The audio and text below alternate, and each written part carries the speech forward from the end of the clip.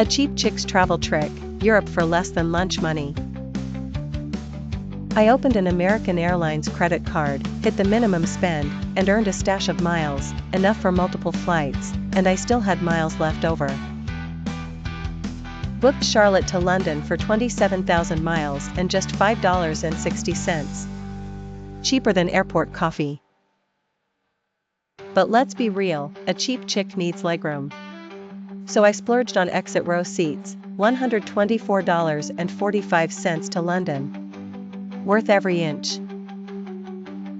Then I sailed home on NCL's brand new Aqua $4 1.04. Yes, really. I break it all down in my Aqua short, go watch that next. Flew from New York to Charlotte for 7,000 miles and $5.60. Splurged again, $55.64 for exit row comfort. Total airfare? $11.20. Cruise?